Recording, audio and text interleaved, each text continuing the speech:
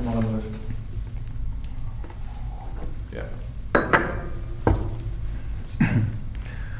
With the help of the Almighty, I pray to the Almighty to bestow upon me His truth and His wisdom so that I may be worthy of conveying His message to this important conference to achieve peace and to sanctify His name. Amen.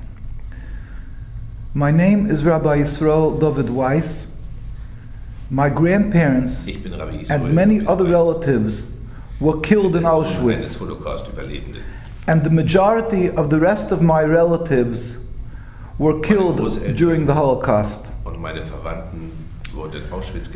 My father escaped Hungary in the nick of time. As we are here at this conference, more than half of the Zionist parliament is meeting in Auschwitz to use the memory of the Holocaust for their political purposes. They want to justify their solution to the problem of anti-Semitism. That Jews should fight for themselves, that Jews should have an independent state and an army. But the history of the past 60 years teaches us that their solution just leads to more bloodshed. Because in building their state, they oppressed, expelled, and killed the local population of the Palestinians. And in regard to their claim that anti-Semitism in Europe is now at its highest level since the end of World War II, one must realize that even if this claim is true, the increase is almost a direct result of the Middle Eastern conflict that is caused by the same Zionists who say they are combating anti-Semitism. From time to time, the world gets angry over these Zionist crimes. But no matter how much the world tries to reach a peaceful solution, they never succeed. The Israeli-Palestinian conflict is considered one of the world's major problems. But from the viewpoint of the religious Jews, this conflict is a much deeper problem. It is not only a tragedy in terms of loss of life, but it is also an uprooting of the foundation of the Jewish faith. It represents a change in the entire Jewish approach to the world.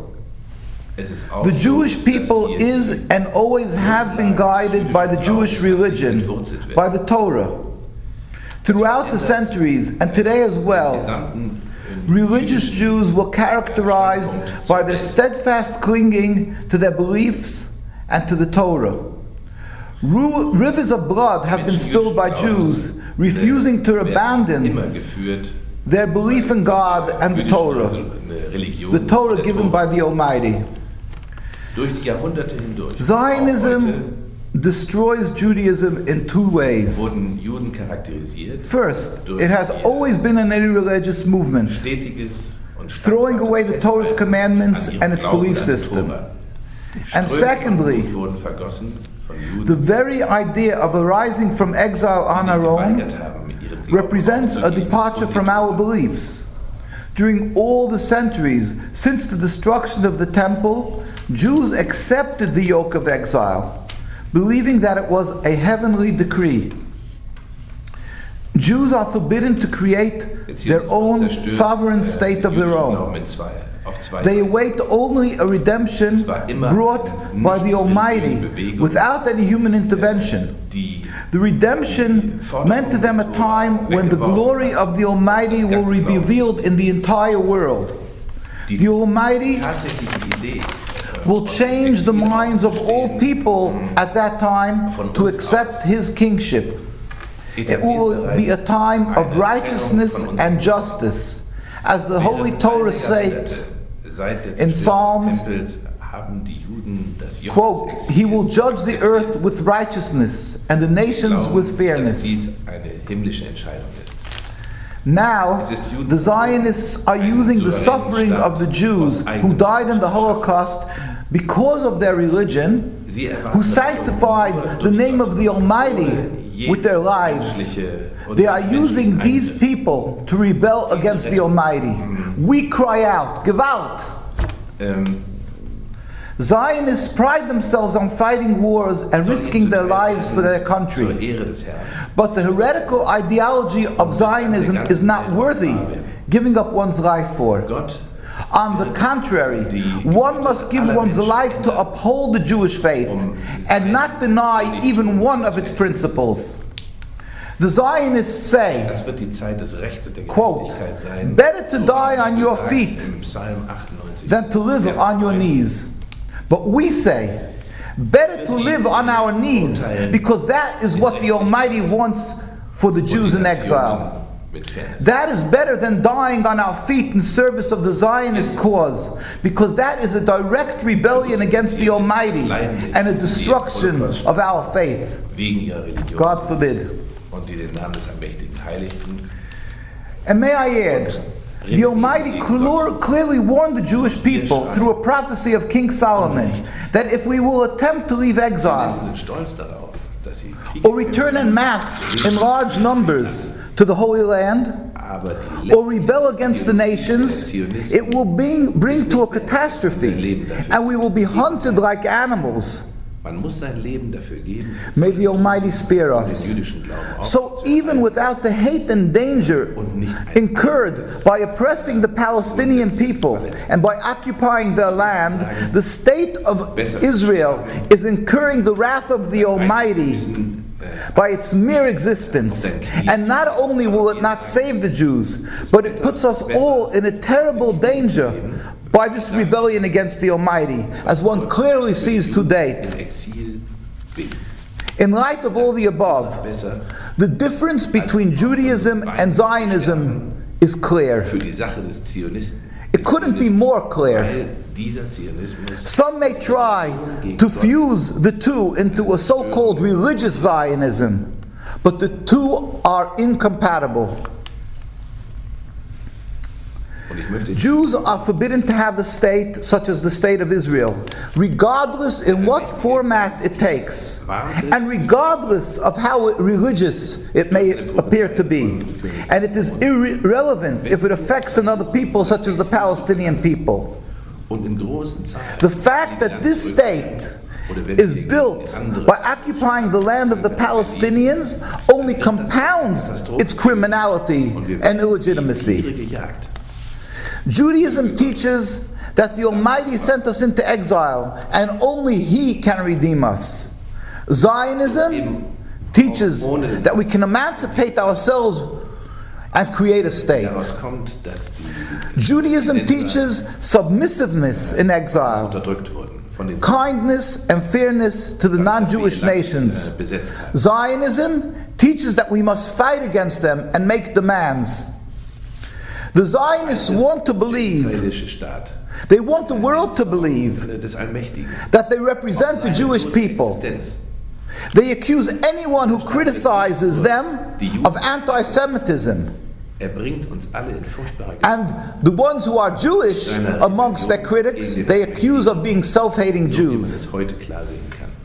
And by thinking that all Jews are Zionists, those who oppose the Zionists sometimes do come to hate all Jews by extension. Thus, Zionists bring trouble upon Jews and then present themselves as the saviors of the Jewish people. The world must know that this is a lie. True religious Jews are opposed to Zionism and its state of Israel and deplore all their actions. Precisely because we experienced the Holocaust, we must learn tolerance and respect for others and not use our suffering as an excuse to oppress others as the Zionists do. We firmly believe that following the path of the Torah is the best and the only way to prevent future anti-Semitism.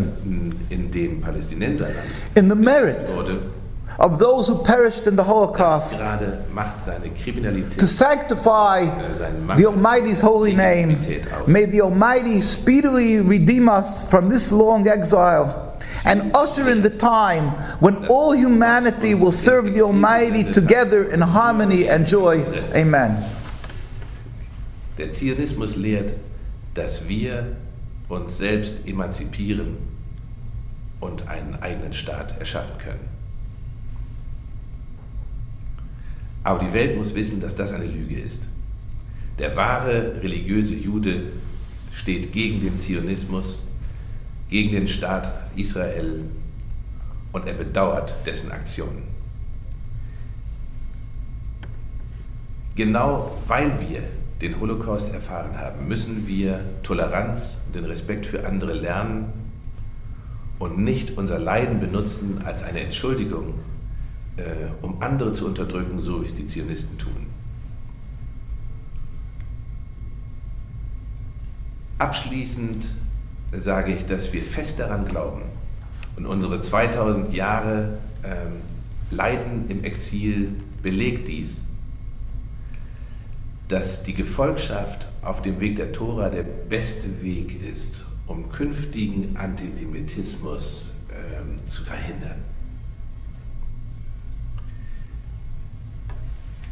Im Verdienst derer, die im Holocaust untergingen,